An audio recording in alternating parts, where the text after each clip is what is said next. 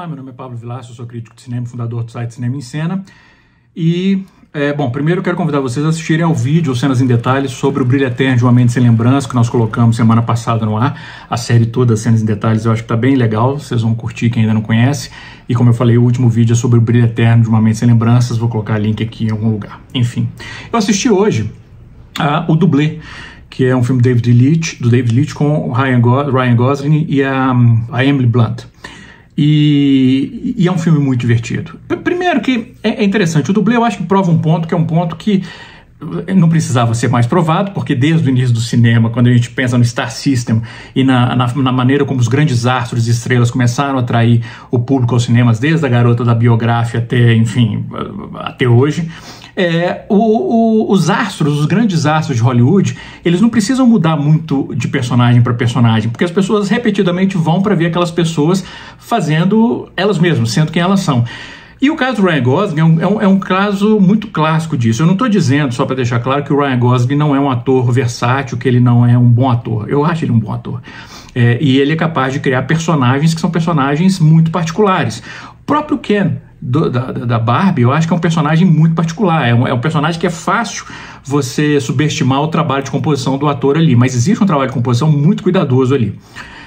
Mas o que eu quero dizer com isso é que o Ryan Gosling, ao longo dos anos, ele desenvolveu uma persona, que é uma persona de um cara que ele é seguro de si mesmo, mas ao mesmo tempo ele se entrega a um humor constantemente autodepreciativo, não se leva a sério, e isso faz parte do charme dele como ator.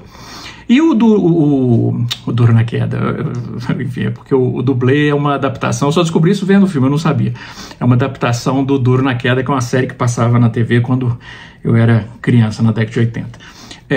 Mas ele prova isso no Dublê.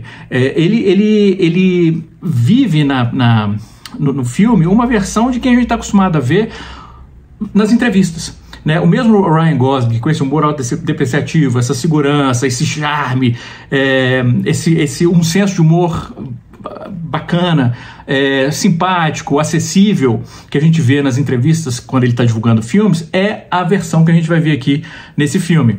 E funciona muito bem. O filme é, como eu falei, uma adaptação de uma série dos anos 80, final da década de 70 talvez, mas enfim, anos 80 certamente, uma série com Lee Majors chamada Duro na Queda, em inglês The Fall Guy, e gira em torno de um dublê, que é vivido pelo Ryan Gosling, e é um dublê que ele sofre não tem spoiler, tá? Esse vídeo não tem spoiler.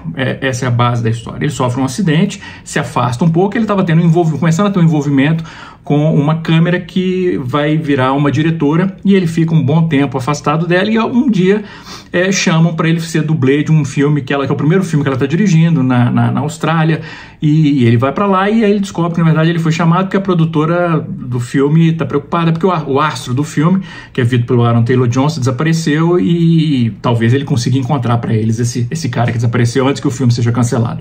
Essa é a base do filme. Mas a verdade é que o roteiro do filme não interessa. O roteiro do filme é absurdo, a trama em si é absurda, os elementos, a própria, entre aspas, gigantescas investigação em busca desse rastro e as motivações por trás do desaparecimento, dos personagens, etc., é tudo muito absurdo. Mas o que seria um problema em outros filmes, aqui é uma virtude do roteiro. Porque o roteiro compreende que, na verdade, o que interessa ali é o protagonista e o seu carisma, a sua dinâmica com o interesse romântico dele, que é vivido pela Emily Blunt, e a cena de ação. E é isso, assim, a história em si é um mero esqueleto para você pendurar essa sequência. É claro que há filmes que eles não justificam, seja por falta de carisma do ator, ou por uma condução capenga do filme, ou porque as cenas de ação seriam pedestres demais, ou porque o filme tecnicamente deixa a desejar, ou porque os diálogos são, enfim, muitas vezes realmente dá errado. No roteiro não interessa, o que interessa é o carisma, a cena de ação e tal. Mas aqui não. Aqui as coisas se ajeitam e funcionam muito bem. As sequências de ação, como eu falei, são sequências de ação muito boas, e tem que ser muito boas porque o filme, em última análise, ele é uma declaração de amor aos dublês, a categoria de dublês de modo geral. De um ponto de vista de história, para começar, por exemplo, esse interesse romântico, né, eles vão ficar juntos, não vão ficar, o filme em nenhum momento faz mistério disso. Claro que quando você está vendo um romance, principalmente uma comédia romântica, 99,9% das vezes você sabe que o casal vai ficar junto no final. Mas eles jogam uns empecilhos no meio. Olha, isso aqui é um desentendimento grave. Isso aqui talvez eles não consigam superar. Nossa, aqui teve uma... Não. Aqui mesmo, desde o começo, desde a primeira vez que eles se reencontram, você já vê que o interesse entre eles se mantém e que eles vão ficar juntos, assim, e que o filme não vai nem colocar muitos empecilhos no caminho dos dois, não.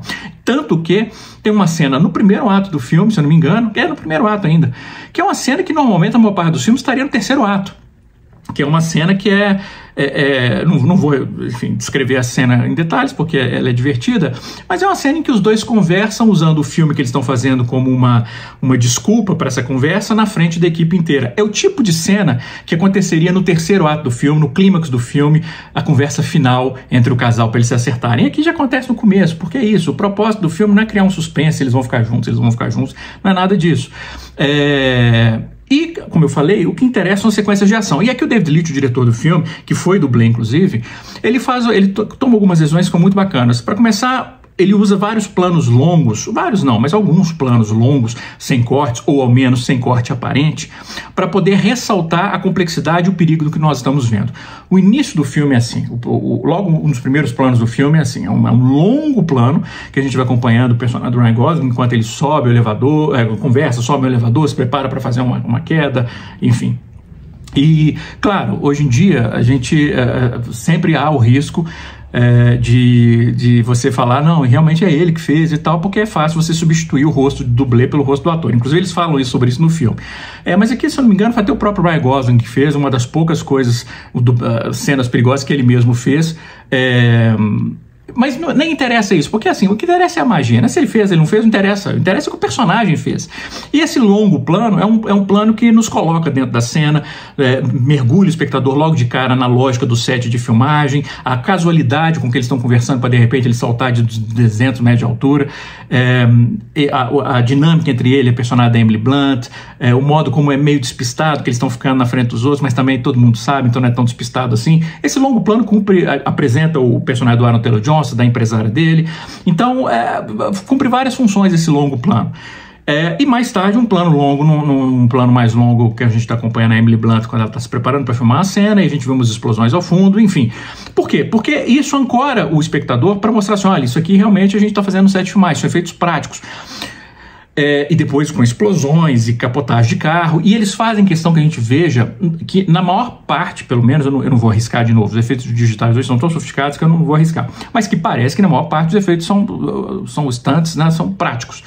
Porque é outra coisa que o filme fala, e aí vem que é a questão de várias vezes, por exemplo, a personagem da Emily Blunt tá querendo fazer uma sequência de ação, e alguém fala, não precisa dublê aqui a gente faz isso virtualmente, a gente faz isso digitalmente, e ela, não, mas eu quero que aconteça de verdade e tal, que é uma discussão que o próprio filme coloca, como é que muitas vezes há essa artificialidade de você substituir um stunt, né, uma proeza de um dublê real por um efeito digital, e a gente sabe, a gente consegue reconhecer a diferença entre o digital e o real. E o filme faz questão de, pelo menos a maior parte do tempo, mostrar pra gente que aquilo ali realmente está acontecendo de verdade. São sequências muito bem coreografadas. Eu acho que isso é outra coisa importante num filme de ação. Você criar cenas inventivas. Tem uma cena, por exemplo, na caçamba de um caminhão, que eu também não vou descrever em detalhes, que o prazer é você perceber como é que eles vão escalando aquela cena, como é que eles vão tornando as coisas mais arriscadas ou mais absurdas, mas que é uma forma inventiva de você criar uma sequência de ação, uma troca de socos de uma maneira relativamente, não vou dizer nova, mas pelo menos que a gente não está acostumado a ver.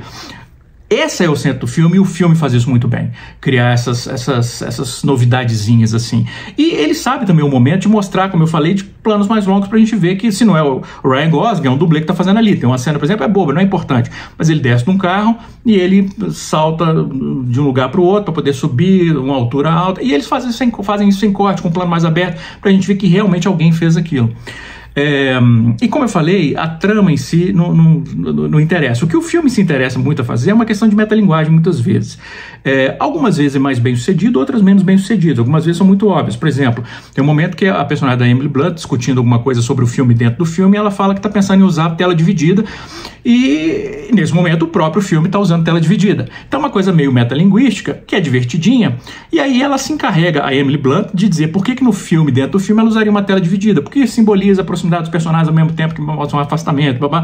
Então ela está explicando para o espectador o próprio simbolismo que o filme está usando naquele momento. ok. Pode ser óbvio e tal, mas é divertidinho. Já em outros momentos é apenas óbvio, mas nada que também você fala, ai meu Deus, que coisa terrível e tal. O filme ele é muito consciente dos artifícios de narrativa, né? Quando o filme usa, por exemplo, diálogo expositivo, ele assume que está usando diálogo expositivo. E aqui eu tenho que fazer um parênteses. Isso não quer dizer que essa desculpa deve funcionar sempre. Um filme é ruim, ele sabe que ele é ruim, então ele é bom, porque na verdade ele é ruim sabendo que é ruim, então ele fez bem a ruindade dele, então ele presta. Não é assim. Tem alguns filmes que usam a metalinguagem para tentar justificar as suas falhas, e isso não justifica, elas continuam sendo falhas horríveis. Aqui não, aqui em boa parte do tempo, essas falhas se transformam em virtudes, porque parece que o filme está piscando para a gente dizer, não, aqui a gente tem plena consciência do que a gente está fazendo, e usa de uma maneira, enfim, como eu falei, de uma maneira divertida. E, principalmente, essa é a essência do filme, quando ele discute, por exemplo, a vaidade de grandes astros em Hollywood, por exemplo, e isso é uma coisa que todo mundo que acompanha a indústria sabe disso, sempre que um filme vai ser lançado, um filme de ação principalmente, os atores dizem, não, eu fiz a maior parte das minhas sequências de ação. São duas coisas, são duas mentiras que hoje em dia são muito populares. Eu fiz as minhas próprias sequências de ação, sem precisar de dublê, e nós não usamos efeitos digitais, é tudo prático. 99,9% das vezes isso é mentira. Tem inclusive contas, esqueci um cara que eu até de vez em quando eu retuito ele no Twitter, Todd Varys, eu acho. Ele é um técnico de efeito digital e ele basicamente criou uma thread longa, um fio longo que ele está sempre atualizando, mostrando, olha só, esse filme que ele disseram que não tem efeito digital, e aí ele mostra os efeitos digitais do filme. E dublê é a mesma coisa. E aí, mas isso vira dentro de uma piada dentro do filme, né? O astro visto pelo Aaron Taylor Johnson dizendo que ele não usa dublê, sendo que é óbvio que ele usa dublê.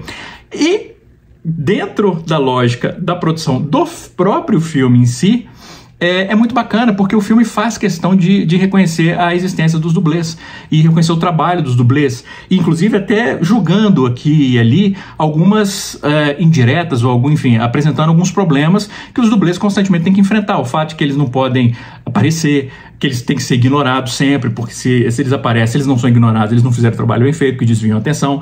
Ou algum momento que alguém pergunta assim, por exemplo, tem Oscar para dublê? E ele fala, não tem. E isso realmente é um absurdo. É uma coisa que a categoria há anos luta para ter uma categoria de dublê no Oscar, e é mais do que justo isso, porque se você volta lá na época do cinema mudo, quando você vai ver aquelas proezas de Buster Keaton, Harry Lloyd, etc., as pessoas se arriscando pelo nosso entretenimento, depois Jack Chan, Tom Cruise, inclusive, é um dos poucos atores que podem dizer